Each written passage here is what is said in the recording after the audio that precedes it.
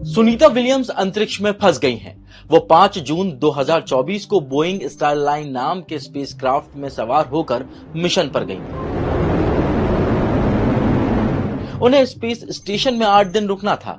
आज 23 दिन हो चुके हैं, लेकिन वो वापस कब लौटेंगी ये तय नहीं है। मीडिया रिपोर्ट्स में दावा किया जा रहा है कि स्पेसक्राफ्ट में तकनीकी खराबी और हीलियम गैस का रिसाव हो रहा है। अगर स्टारलाइन इस कंडीशन में धरती पर वापस लौटता है तो उसमें आग लगने के चांसेस कई गुना ज्यादा हो जाएंगे।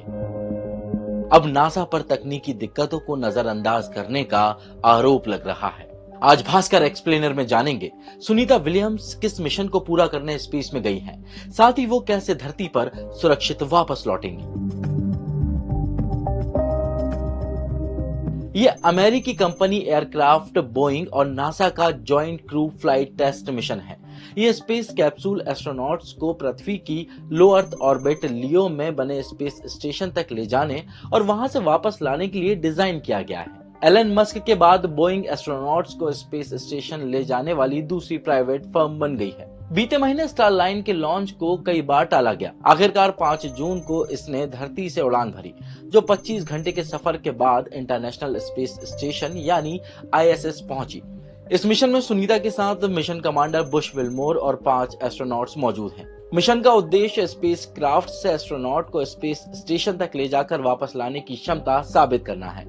सुनीता और विल्मोर पहले एस्ट्रोनॉट्स हैं जो एटलस V रॉकेट के जरिए स्पेस ट्रेवल पर भेजे गए हैं। इस मिशन के दौरान उन्हें स्पेसक्राफ्ट को मैन्युअली उड़ाना था और इस फ्लाइट टेस्ट से जुड़े कई तरह के फ्लाइंग टेस्ट ऑब्जर्वेटिव भी पूरे करने थे। कई मीडिया रिपोर्ट्स में यह दावा किया जा रहा है कि स्पेसक्राफ्ट में लीकेज और तकनीकी दिक्कतों को नजरअंदाज किया गया। मिशन के दौरान स्पेसक्राफ्ट को 13 जून को वापस आना था। खराबी के चलते इसकी तारीख 19 जून कर दी गई। अब बताया जा रहा है कि 2 जुलाई तक उनकी वापसी की कोशिश की जाएगी। रॉयटर्स की एक रिपोर्ट में कहा गया कि 6 मई को लॉन्च से ठीक 2 घंटे पहले रॉकेट की ऊपरी स्टेज में एक प्रेशर वाल्व में दिक्कत होने के चलते लॉन्च को 5 जून तक रोक दिया गया था। इसके पहले नासा ने कहा कि स्पेसक्राफ्ट के सर्विस मॉड्यूल के थ्रस्टर में एक छोटा सा हीलियम लीक है। लॉन्च में देरी होने से इसकी जांच करने का मौका मिलेगा।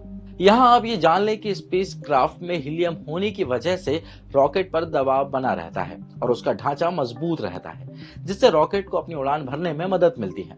वहीं नासा पर अब लापरवाही के आरोप लग रहे हैं। CBS न्यूज की एक रिपोर्ट में कहा गया कि नासा और बोइंग को 5 जून को हुए लॉन्च से पहले ही स्पेसक्राफ्ट में हीलियम के रिसाव के बारे में पता था। इसके बावजूद उन्होंने रिसाव को बड़ा खतरा नहीं माना और लॉन्च नहीं रोका। जब स्टारलाइनर ऑर्बिट में पहुंचा तो इसमें 4 और जगहों से हीलियम गैस लीक होने लगी और एक थ्रस्टर खराब हो गया। लेकिन अब सबसे बड़ा सवाल यह है कि अंतरिक्ष में फंसी सुनीता और उनके साथी धरती पर सुरक्षित वापस कैसे लौटेंगे। स्पेसक्राफ्ट में सिर्फ 45 दिन ही रहा जा सकता है, जिससे स्पेस स्टेशन से धरती पर वापस आने में मात्र 6 घंटे का ही वक्त लगेगा।